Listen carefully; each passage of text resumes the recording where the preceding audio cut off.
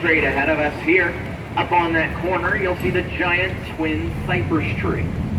Fig tree, and it's growing out of the dead box alder.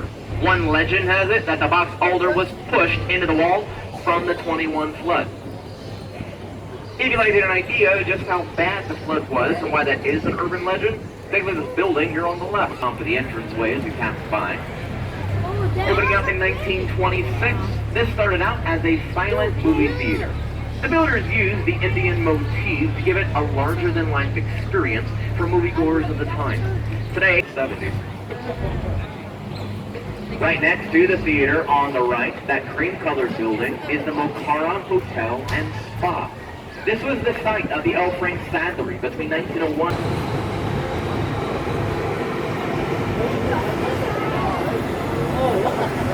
Like the fact that the beers, the flat wall, I never get tired.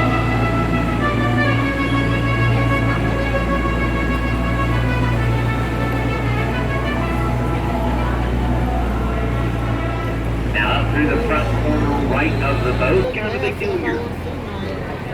Come down to this part of the river any given day and you might hear a lot of music around here, most of which will be the normal mariachi music. Other mariachi bands like playing songs like I got sunshine on a cloudy day. And other bands take it further and they start playing the SpongeBob SquarePants theme song. It was sick. Rain on the right, at least in San Antonio. Over here on the right underneath this circular balcony here, is where Robert Hudson, the concept architect of the Riverwalk, placed his office when the Riverwalk was completed. His proposed plan for the river was approved by the city back in 1929, but due to the stock market crash, the Riverwalk was unbuilt in 1949 and 45.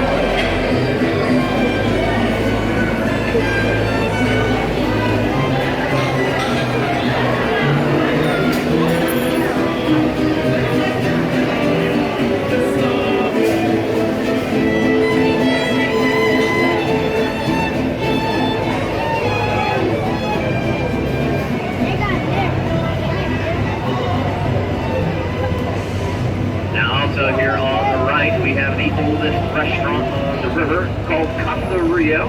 They opened their doors back in 1946, and they're actually the ones that pioneered most of the activities that go on along the Riverwalk to this day. Everything ranging from dining riverside to the boats themselves, it all began with them. When they started off with the riverboats, they tried out a variety of services, one of which was a dinner boat. Have a private tour around the river while you eat dinner. Still can do that today. The first time they went out on their dinner, they sank the boat.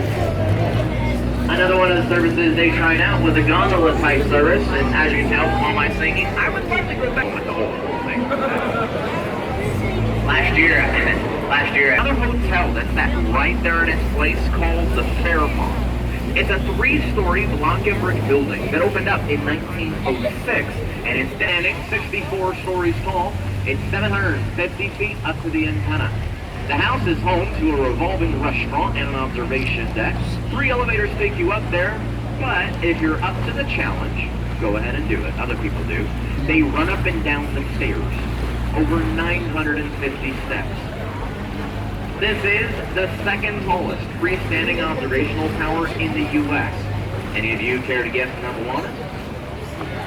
Seattle Space Needle, number 1 choice, but they come in at number 2 left. You'll notice this nice grassy hill that's over here.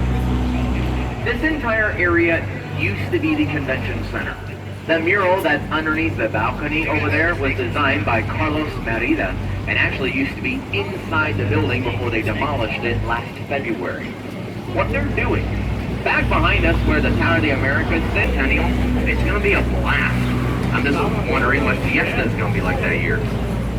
Fiesta is to San Antonio what Mardi Gras is to New Orleans, so as you can imagine, it gets kind of crazy down here. I've been thinking I might quit my job. See what happens. Normally, Fiesta is a 2-week